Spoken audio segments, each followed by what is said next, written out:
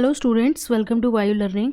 आज हम पढ़ने वाले हैं सेल मेम्ब्रेन, और जिसको हम बोलते हैं प्लाज्मा मेम्ब्रेन। ठीक है, तो सेल मेम्ब्रेन जो होती है वो किसकी बनी होती है? वो बनी होती है लिपिड्स की, और वो बनी होती है प्रोटीन्स की। ठीक है, तो लिपिड्स की अगर हम बात करें यहाँ पर सेल मेम्ब्रेन में, तो लिपिड्स कैसे अरेंज होते हैं? बाइलेयर फॉर्म में। यहाँ पे हम बोल रहे हैं लिपिड बाइलेयर, यानी एक यहाँ पर लिपिड की लेयर इस तरह से प्रेजेंट है और एक जो है वो इस साइड प्रेजेंट है। ऐसे दो लेयर्स में जो है ये लिपिड्स अरेंज्ड होते हैं, यानी बाइलेयर फॉर्म में अरेंज्ड होते हैं। ठीक है, अब बात आती है कि लिपिड्स जो है वो यहाँ पर होते कौन से हैं। इनको हम बोलते हैं फॉस्फोलिपिड्स, यानी जो ये बाइलेयर है किसकी बनी हुई है? फॉस्फोलिपिड्स की। ठीक है, एक इधर लेयर है और एक इधर लेयर है। तो ये जो फॉस्फोलिपिड्स होते हैं ये बाइलेयर में अरेंज्ड होते हैं। अब ये जो फॉस्फोलिपिड्स होते हैं, यहाँ पर इनका जो हेड पोर्शन होता है कुछ इस तरह से होता है ये फॉस्फोलिपिड। ठीक है, एक इस साइड लेयर है, एक इस साइड लेयर है, एक इस साइड है, एक इस साइड है, ऐसे पूरी लेयर बनी है। ये जो हेड पोर्शन होता है ये हाइड्रोफिलिक होता है, और जो टेल पोर्शन होता है वो हाइड्रोफोबिक होता है। इसीलिए जो ये हेड पोर्शन है ये आउटसाइड हमें देखने को मिल रहा है, ये बाहर की साइड है। ठीक है, क्योंकि वाटर लविंग है। लेकिन जो हाइड्रोफोबिक टेल है वो अंदर की साइड है, जिससे वो अपने आप को एक्वस एनवायरनमेंट से प्रोटेक्ट कर सके। ओके, और हम जो फॉस्फोलिपिड की जो मेम्ब्रेन है इसके अंदर क्या प्रेजेंट है? इसके अंदर कोलेस्ट्रॉल भी प्रेजेंट होते हैं। ठीक है, यहाँ पर हम देख रहे हैं ये क्या है? ये कोलेस्ट्रॉल है, तो कोलेस्ट्रॉल भी इसमें प्रेजेंट होता है। ये तो हमने बात करी कि सेल मेम्ब्रेन में लिपिड्स जो होते हैं उसकी बनी होती है। ठीक है, किस कैसे अरेंज होते हैं और कौन से लिपिड्स होते हैं। अब हम बात करते हैं कि इसमें और क्या चीज़ें प्रेजेंट होती हैं। तो और चीज़ों में हम यहाँ पर देखेंगे प्रोटीन्स, हमने बोला तो सेल मेम्ब्रेन में जो है वो प्रोटीन्स भी प्रेजेंट होते हैं और कार्बोहाइड्रेट भी प्रेजेंट होते हैं। यहाँ पर हम इस डायग्राम में देख रहे हैं शुगर भी प्रेजेंट है और प्रोटीन्स भी प्रेजेंट है। ठीक है, लेकिन जो प्रोटीन और लिपिड का रेशो है वो अलग अलग सेल में वेरी करता रहता है।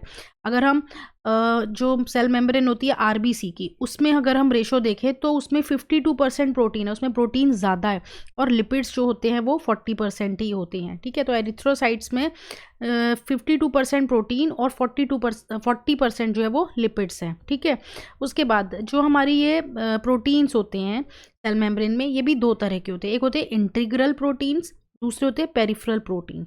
इंटीग्रल प्रोटीन्स जो होते हैं वो अंदर और बाहर दोनों साइड देखने को मिले, लेकिन पेरिफेरल प्रोटीन जो होते हैं वो सरफेस पे प्रेजेंट होते हैं। तो ये जो पेरिफेरल प्रोटीन्स होते हैं ये सरफेस पे प्रेजेंट होते हैं। इंटीग्रल प्रोटीन जो होते हैं वो आधे अंदर और आधे बाहर, जैसे यहाँ पर हम देख रहे हैं ये अंदर है और थोड़ा सा बाहर साइड पे है, तो पार्शली और टोटली बरीड है मेम्ब्रेन में। ओके, तो ये हमने देखा कि सेल मेम्ब्रेन में प्रोटीन्स, लिपिड्स और कार्बोहाइड्रेट्स, कोलेस्ट्रॉल, ये सारी चीज़ें जो होती हैं इन सबसे मिलकर ये बनती है। अब हम देखेंगे फ्लूइड मोज़ेक मॉडल इसका।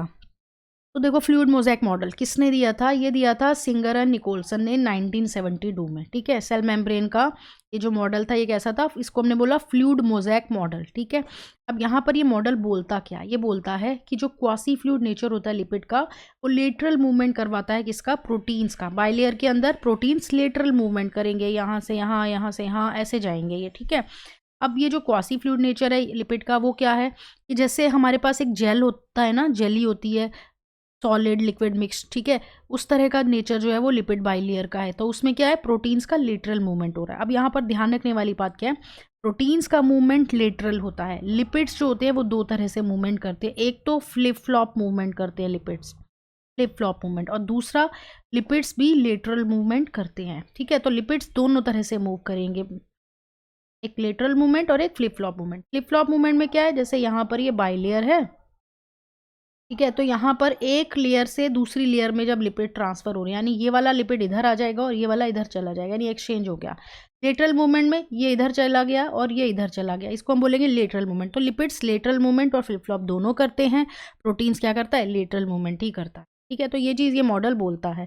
अब बाकी चीज़ हमें क्या बोल रहे हैं कि फ्लूइडिटी हम किसको बोलेंगे? मेम्ब्रेन के अंदर जो मूवमेंट हो पा रही है, ठीक है, इसको हम क्या बोलते हैं? फ्लूइडिटी बोलते हैं। यहाँ पर जो फ्लूइड नेचर है ना सेल मेम्ब्रेन का, ये बहुत ज़्यादा इंपॉर्टेंट है। क्यों? क्योंकि ये क्या करता है? सेल की ग्रोथ में हेल्प करता है, सेल को ग्रो करने में मदद करेगा। बहुत सारे इंटरसेलुलर जंक्शंस बनाता है ये, जैसे गैप जंक्शंस हो गए, जैसे टाइट जंक्शंस हो गए, जैसे डेस्मोसोम्स हो गए। इन सब में ये जो जंक्शंस बनते हैं, ये जो डेस्मोसोम, ये जो जंक्शंस बनते हैं, ये जंक्शंस क्या करते हैं? कुछ जो हैं वो मैकेनिकल सपोर्ट प्रोवाइड करते हैं, कुछ क्या करते हैं? मटेरियल एक्सचेंज करते हैं, कुछ क्या करते हैं? सेल एडिशन में हेल्प करते हैं। तो ये जंक्शंस अपना अपना काम करते हैं। सिक्रीशन में जो है वो ये हेल्प करती है मेम्ब्रेन, एंडोसाइटोसिस में हेल्प करती है, सेल के अंदर कुछ भी बाहर से अंदर लाना हो तो उसमें ये मेम्ब्रेन हेल्प करती है, यानी एंडोसाइटोसिस करवाती है, ठीक है। सेल डिवीजन जो है उसमें हेल्प करती है, ठीक है। तो ये तो हमने देखा अभी फ्लूइड मोज़ेक मॉडल। अब हम बात करते हैं फंक्शन क्या है प्लाज्मा मेम्ब्रेन और सेल मेम्ब्रेन के। तो देखो प्लाज्मा मेम्ब्रेन का क्या फंक्शन है, ट्रांसपोर्ट करवाना मॉलिक्यूल्स को, ठीक है। अब यहाँ पर ट्रांसपोर्ट देखेंगे हम कितने तरह का होता है। देखो मेम्ब्रेन जो है वो कैसी है, ये सिलेक्टिवली परमेबल, ऐसा नहीं है कि किसी को भी हर एक मॉलिक्यूल को अलाउ करेगी, नहीं, कुछ मॉलिक्यूल्स को ही अलाउ करती है, इसलिए ये कैसी होती है, सिलेक्टिवली परमेबल होती है। अब इसमें ट्रांसपोर्ट क्या है, जब बिना एनर्जी के मॉलिक्यूल्स ट्रांसपोर्ट होंगे, यानी जब एटीपी नहीं लगती, without any requirement of energy, यानी बिना एटीपी के जब ट्रांसपोर्ट होता है तो वो क्या कहलाता है, पैसिव ट्रांसपोर्ट कहलाता है। उसके बाद न्यूट्रल सल्यूट्स जो होते हैं, जो न्यूट्रल सल्यूट्स होते हैं ये क्या करते हैं, सिंपल डिफ्यूजन करवाते हैं, यानी हाई टू लो कंसंट्रेशन जो है वो मूव करते हैं, तो वो न्यूट्रल सल्यूट करते हैं सिंपल डिफ्यूजन के थ्रू। वाटर क्या करता है, हाई टू लो मूव करता है, और क्या करवाता है, ऑस्मोसिस करवाता है, ठीक है।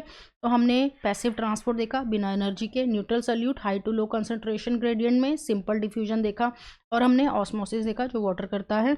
उसके बाद हम बात करते हैं पोलर मॉलिक्यूल्स। पोलर मॉलिक्यूल जो है वो बाइलेयर में नहीं पास हो पाते, इस वजह से इनको क्या चाहिए होता है, एक प्रोटीन चाहिए होता है जिसको हम बोलते हैं कैरियर प्रोटीन जो होता है, इसीलिए इस तरह का डिफ्यूजन कहलाता है फैसिलिटेटेड डिफ्यूजन, फैसिलिटेटेड डिफ्यूजन, और ये करते हैं पोलर मॉलिक्यूल। अब लास्ट में क्या है, कुछ आयंस और मॉलिक्यूल्स जो हैं वो मेम्ब्रेन में पास तो होते हैं लेकिन लो टू हाई कंसंट्रेशन, यानी अगेंस्ट द कंसंट्रेशन ग्रेडियंट जो है वो ट्रांसपोर्ट होते हैं।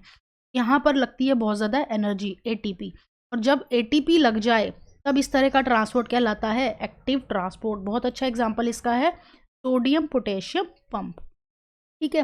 तो ये था आज हमने सेल मेम्ब्रेन में देखा कौन कौन से ट्रांसपोर्ट होते हैं, फ्लूइड मोज़ेक मॉडल, और किस चीज़ की बनी होती है।